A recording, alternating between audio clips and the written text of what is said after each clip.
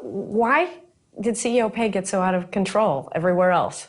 Well, because you've got an intensity of interest with one party, the CEO, and you've got a comp committee that meets, once a quarter for a couple of hours and has a whole bunch of other things, and you have a human relations person interacting with them who works for the CEO and who's in the past has suggested the consultant, and you don't suggest consultants who are Dobermans. You get Cocker Spaniels and make sure that their tails are wagging. So it's totally stacked. I mean, CEOs who will stay up till 5 in the morning negotiating with labor unions day after day after day to get the last 5 cents per hour out of wages, will come in and say, well, here's this other contract, and they give me golf club memberships, and they do all these other things. So there's this ratcheting up, and ironically, the proxy rules have made it worse, because the proxy rules have been a guideline to every CEO as to what the other guy's getting. Yeah. And envy is a huge factor. Envy's bigger than greed on that. I mean, they just, there was one CEO on a board I was involved with that made lots and lots and lots of money. He left it all to charity when he died.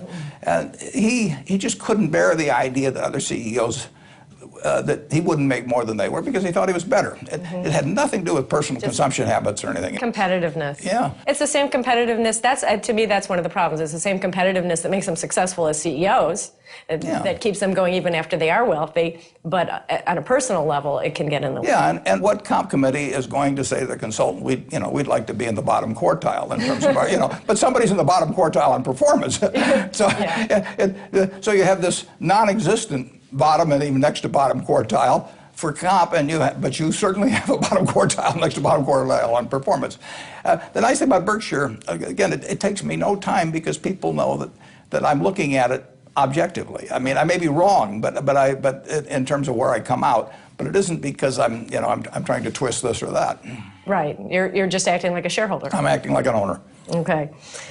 I like a quote that's in one of your annual reports, that you look for a CEO who will perform regardless of weak structural constraints. And so that's the same point that you're making, that it's the CEO who just is going to do it because they love doing it. These people, they run their businesses, and we've got some fourth-generation businesses. I mean, these people poured their lives into it, and they've thought about all the problems connected with it. And there's certain things they don't like dealing with banks or with Wall Street sometimes. And so here I come along, and I can relieve them of that sort of thing. And now I come down to the office at 79 for 2 reasons. I mean, I love what I'm doing, but that's because I'm getting to paint my own painting. And I sit there and I'm looking at that ceiling, and I think it's the Sistine Chapel, and I'm Michelangelo. Well, reality is sort of in conflict with that. But I do get to paint my own painting. And if somebody said, why don't you use more blue paint instead of red paint? I would hand them the paintbrush, and I would say, here's what you can do with this paintbrush. And the other thing I like is I like appreciation. I like people cheering for me. Yeah. And if I like that, and I'm independently wealthy, why shouldn't our managers who are independently wealthy feel the same way? So I let them use their own paintbrush.